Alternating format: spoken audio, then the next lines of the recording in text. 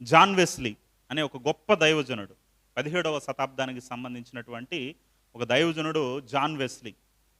ఆయన ఇంగ్లాండ్ దేశాన్ని కదిలించాడు, ఉజ్జీవంతో కదిలించాడు. అలాంటి గొప్ప సేవ చేశాడు ఆయన. అసలుకి ఇప్పుడైతే కొంతమందికి చెప్పడానికి మైక్ యంత్రం మాకుంది, హ్యాపీగా చెప్తా ఉన్నాం. కానీ అప్పుడు ఆయన ప్రసంగిస్తే వేల మంది వచ్చేవాళ్ళు ఆయన దగ్గరికి. అరిచి వాక్యం చెప్పేవాడు. అనేక లక్షల మందికి, ఆ కాలంలోనే కొన్ని లక్షల మందికి సువార్త చెప్పినవాడు, ఉజ్జీవాన్ని రగిలించినవాడు, మెథడిస్ట్ సంఘాన్ని స్థాపించినవాడు జాన్ వెస్లీ అనే దైవ సేవకుడు. అలాంటి గొప్ప దైవ సేవకుడు ఒకసారి ఆయనకి ఒక కళ వచ్చిందంట. ఆ కళలో ఏం జరిగిందంటే, ఆ కళలో ఈయన పరలోకం దగ్గర వరకు వెళ్ళాడంట. పరలోకం దగ్గర వరకు వెళ్తే అక్కడ బయట పేతురు గారు నిలబడుకున్నాడు. కళ ఆలోచించండి, ఇమాజిన్ చేసుకోండి. పేతురు గారు నిలబడుకున్నారు. పేతురు గారు నిలబడుకుంటే ఈయన జాన్ వెస్లీ గారు వెళ్ళేసి ఏమన్నారంటే, అయ్యా పరలోకం లోపల ఎవరున్నారు అన్నాడంట. పరలోకంలో ఎవరున్నారు నువ్వే అడిగి తెలుసుకో అయ్యా అన్నాడంట.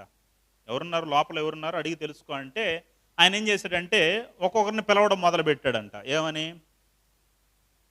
పెంతుకోస్తు భక్తులారా ఉన్నారా లోపల అన్నాడంట.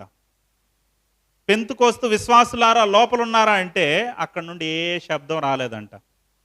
సరే అనేసి మరలా సిఎస్ఐ భక్తులారా, సిఎస్ఐ విశ్వాసులారా లోపల ఏమైనా ఉన్నారా అంటే ఏ శబ్దం రాలేదంట.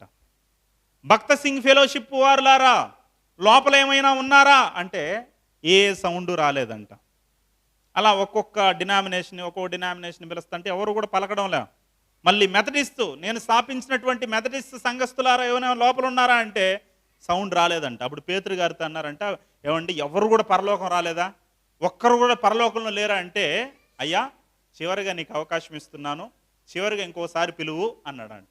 అప్పుడు జాన్ వెస్లీ గారు ఆలోచించి చివరిగా ఏమన్నాడంటే, క్రైస్తవులారా లోపల ఎవరైనా ఉన్నారా అన్నాడంట. ఏమన్నాడంట?